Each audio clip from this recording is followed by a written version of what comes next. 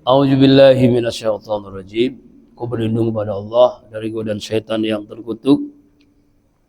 Bismillahirrahmanirrahim, dengan menyebut nama Allah yang Maha Pengasih lagi Maha Penyayang. Surah An-Najm, surah ke-53. Ya, jumlah ayatnya adalah 62 ayat. Ya, diturunkan di kota Mekah sebelum Nabi hijrah. An-Najm ini artinya adalah bintang. An-Najm, bintang. Ya. Surah ini dalam tafsir Jalalain dikutip bahwa surah ini surah yang mengandung ayat tentang sujud tilawah, ayat sajadah. Sebagaimana keterangan Abdullah ibnu Mas'ud radhiyallahu an menceritakan bahwa Rasulullah SAW melakukan sujud tilawah. Nanti ada di ayat keberapa kita sunnah sujud tilawah. Dan orang-orang yang di belakangnya, artinya para sahabat, mengikuti Rasulullah. Kecuali ada seorang laki yang mengambil segenggam pasir lalu bersujud padanya. Aku melihatnya terbunuh dalam keadaan kafir, sudah peristiwa dia adalah Umayyah ibnu Khalaf. Ya, dia tidak mau sujud, dia ngambil kafir. Nanti setelah peristiwa itu, ya meninggal dalam keadaan kafir, yaitu Umayyah ibnu Khalaf. Nah, makanya kalau kita imam sujud ikut sujud ya, ini, ya, ini tentang kenapa ayat ini turun ya, surah ini. Di surah ini jumlahnya 62 ayat. Mari kita lawil. Wan najmi, demi bintang. Ija hawa, apabila tenggelam. Ya, bintang. Jadi bintang itu jumlahnya miliaran, Pak. Wallahu alam, bisa jutaan, bisa miliaran, hanya Allah yang tahu kan. Ya, di antara bintang itu ada namanya matahari. Matahari itu termasuk bintang. Ya, di antara berbagai macam bintang, termasuk bintang dalam ilmu astronomi. Nah, Allah bersumpah nih dengan bintang. Demi bintang apabila tenggelam. Apabila tenggelam ini artinya bintangnya udah nggak kelihatan lagi. Ya, biasanya kalau malam-malam hari ketika tidak hujan tuh kelihatan kita bintang-bintang di langit. Apalagi kalau orang-orang yang ada di lautan, dulu kan belum ada zamannya internet, ya, dengan perahu, dengan kapal lautnya, itu bintang menjadi arah, ya mau kemana. Jadi ada arahnya itu bintang, melihat bintang-bintang di langit, jadi ketahuan nih, ini kapal ini mau arah kemana, ke kanan, ke kiri, ke selatan, ke utara, ngalor ngidul, itu dengan bintang-bintang. Tetapi ada yang tersesat dengan bintang. Tersesat dengan bintang artinya dengan menggunakan bintang sebagai apa? Sebagai ramalan-ramalan. Ya, zodiak kan bintang-bintang itu. Ya, yang zaman dulu itu kan orang masih percaya ya jodoh, ya kan rezeki, macam-macam. Ya, pasti itu. Ya, perbuatan syirik menyekutukan Allah, karena dalam Islam itu ada rukun iman. Rukun iman itu ada qadha dan qadar Allah, ketentuan Allah, takdir Allah. Kita harus yakini itu. Nah, dengan bintang itu orang akhirnya yakin dengan bintang. Kalau bintangnya ini lahir tanggal segini, ini gimana keluarganya? Ada Merkurius, ada Venus, Mars, ya bukan ya apa? Ada Cancer, ada Leo, ada macam-macam itu. Iya, macam-macam ya. Itu ya, itulah orang-orang kafir itu menggunakan ciptaan Allah dengan ramalan. Ya, orang-orang para penyihir zaman dulu. Ma dalla sahibukum wa ma huwa. Tidak tersesat dari petunjuk kawan kalian, maksudnya adalah kawannya malaikat Jibril, yaitu Nabi Muhammad SAW. Jadi dimaksudkan kalimat sahibukum itu Nabi Muhammad. Wa ma huwa, dan tidak juga salah dan juga tidak keliru. Ya. Jadi ayat ini menjelaskan bagaimana Allah bersumpah bahwa ya dengan ciptaannya yaitu bintang, ya, Nabi Muhammad ini tidak tersesat, tidak salah, tidak keliru. Ma dolla sabi wa maqwa. Kawanmu ya Muhammad tidak sesat dan tidak keliru.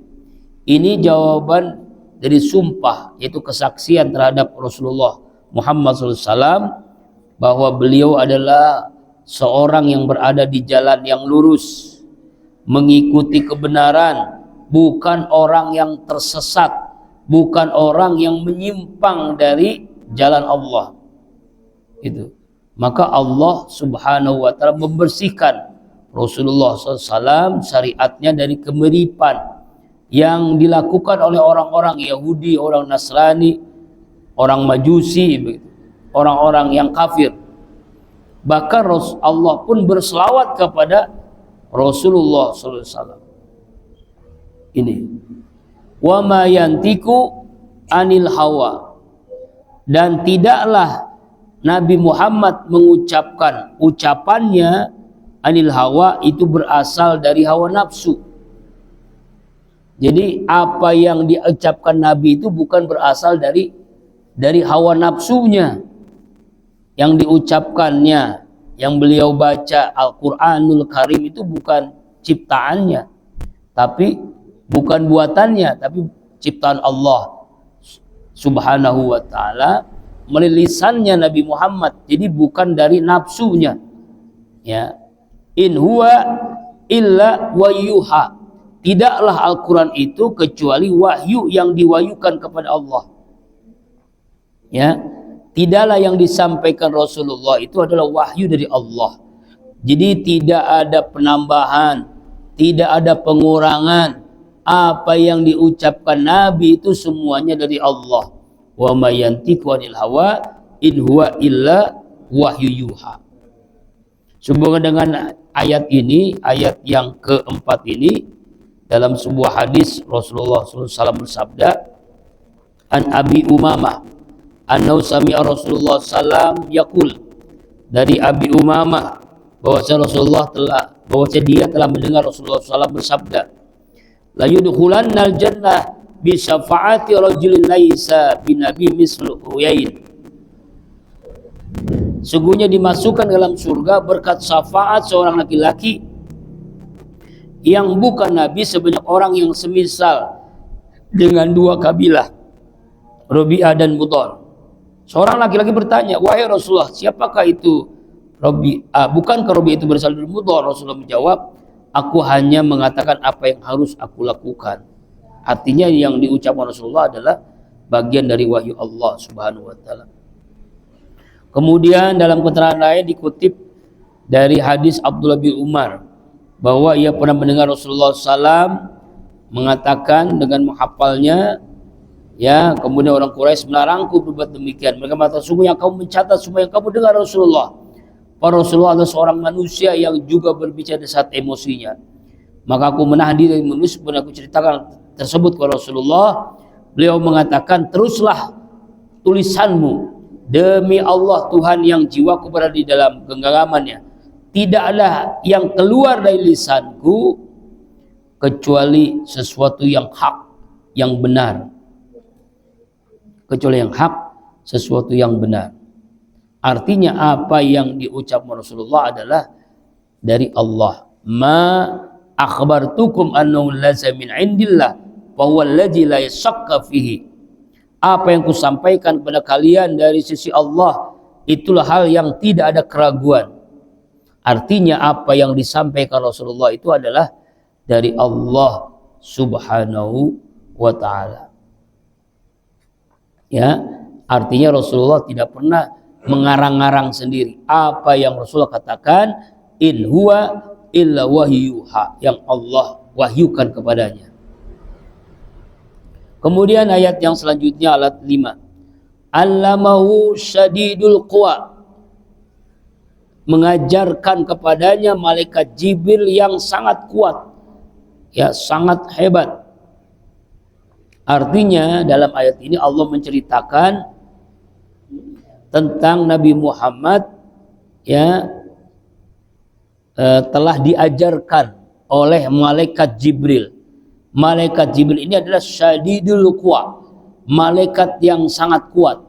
Maka disebut dengan Sayyidul Malaikah, pimpinan para malaikat itu malaikat Jibril. Bahkan Rasulullah mengatakan ya malaikat Jibril ini dalam doanya, Allahumma Robba Jibril, ya Allah, ya Tuhanku, Tuhannya malaikat Jibril. Ya, jadi malaikat Jibril ini malaikat yang pimpinannya malaikat, Sayyidul Malaikah. Ya, dalam ayat ini dijelaskan dalam surat At-Takwir, innahu laqaul rasulun karim fi quwwatin inda jil arsy makin muta'in samma amin. Sesungguhnya Al-Quran itu benar-benar firman Allah yang dibawa oleh utusan yang mulia, yaitu malaikat Jibril, yang memiliki kekuatan, yang memiliki kedudukan tinggi di sisi Allah, yang mempunyai aras yang ditaati di sana, di malaikat yang dipercaya. Jadi malaikat yang kuat, pimpinan malaikat. Zumirratin, yang mempunyai keteguhan. Yang dimaksud kuwatin adalah memiliki kecerdasan, penampilan yang bagus, bentuk yang bagus. Ya, dalam penjelasan tafsir, penampilannya baik, kekuatannya hebat, kecerdasan luar biasa malaikat Jibril ini. Ya, maka Rasulullah mengatakan ya malaikat yang mempunyai kekuatan yang sempurna.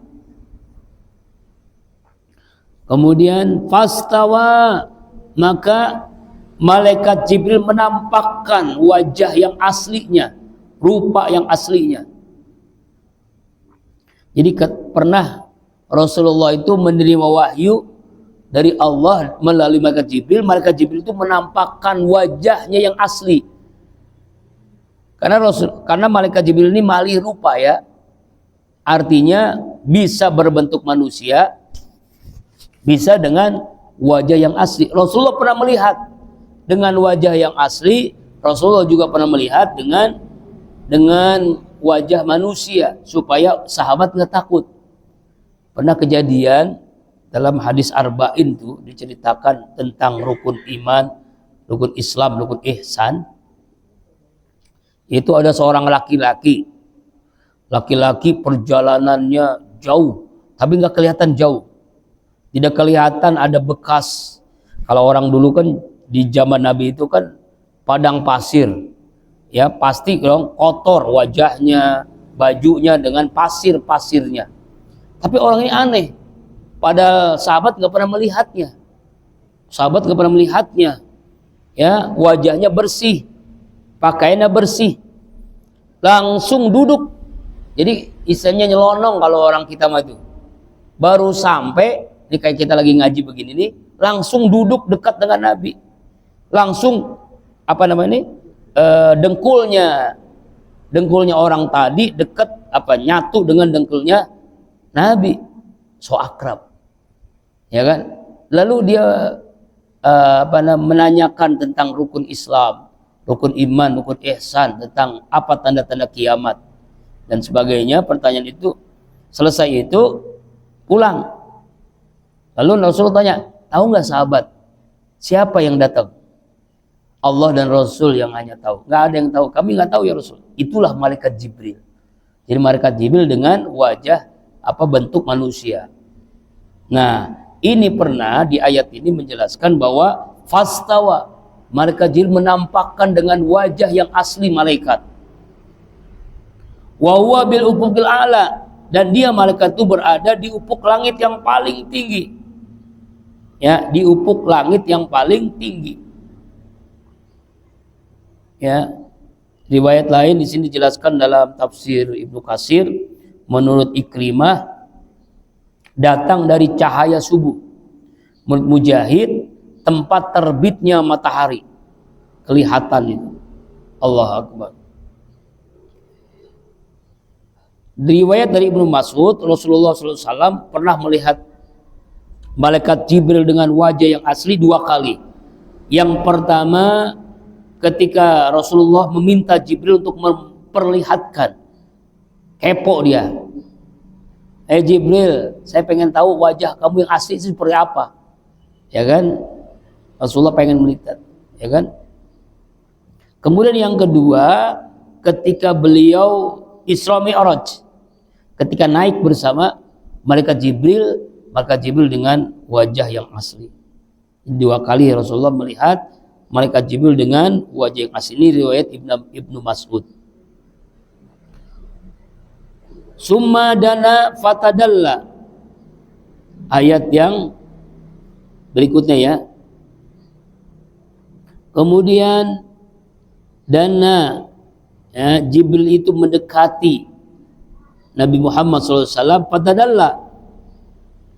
Lalu semakin dekat malaikat Jibril ini dekat, semakin dekat dengan Nabi Muhammad Sallallahu Alaihi Wasallam. Ya, nah kira-kira kita bayangkan kita berada di apa namanya ketika baca ayat ini supaya semakin yakin kita berada di tengah mereka gitu, di tengah malaikat Jibril dan Rasulullah Sallallahu Alaihi Wasallam. Dari Anas bin Malik, Rasulullah pernah bersabda, ketika aku sedang duduk, tiba-tiba Jibril datang, mencolek, memegang punggung Nabi. Maka aku berdiri dan menuju sebuah pohon yang ada padanya, terdapat seperti 2 buah sarang burung. Maka Jibril datang pada saat satu dan aku duduk yang lainnya. Lalu pohon itu meninggi dan menjulang ke langit. Pohon itu tinggi menjulang ke langit sampai menutupi kedua ufuk timur dan barat. Sedangkan aku membolak-balikan pandanganku ke atas ke bawah. Sedangkan aku mau memegang langit, tentulah hal itu kulakukan kalau aku bisa. Aku menoleh ke malaikat Jibril, ternyata dia menjadi seakan seperti selembar kain yang terjuntai. Maka aku mengetahui keutamaan pengetahuan tentang Allah yang melebihiku. Lalu Jibril membukakan untukku salah satu dari pintu langit. Aku melihat nur yang cahaya yang terbesar. Tiba-tiba di balik hijab terdapat atap mutiara dan yakut, dan Allah mewahyukan kepadaku apa yang dikehendaki untuk diwahyukan kepadaku. Nah, ini riwayat tentang bagaimana Rasulullah SAW melihat tentang malaikat Jibril. Ya, ini di ayat tentang bagaimana kita diajak untuk apa namanya? Keadaan ketika Rasulullah berjumpa dengan malaikat Jibril. Fakana qaba qausaini au adna, ayat 9. Maka jaraknya malaikat Jibril dengan Rasulullah qausaini, 2 busur panah, au adna atau lebih dekat lagi. Sampai digambarkan jaraknya Jibril dengan Nabi Muhammad itu seperti jaraknya panah gitu. Kalau dulu panah itu ya seperti tombak lah ya. Ujung panah ini panah apa nih kalau orang panah ya sekitar mungkin kalau 2 ujung panah berarti 2 meteran lah cerita gitulah, atau lebih adna atau lebih dekat lagi ya, lebih dekat daripada tali ujung panah itu. Artinya jaraknya Rasulullah dengan malaikat Jibril sangat dekatnya ya, ini mendekat. Adna itu lebih dekat lagi. Arti bisa jadi hanya 1 meter, bukan 2 meter gitu kira-kira lah. Ya kan, kira-kira seperti itu. Ya. Allahu Akbar ya, wallahu alam. Kemudian pauha, maka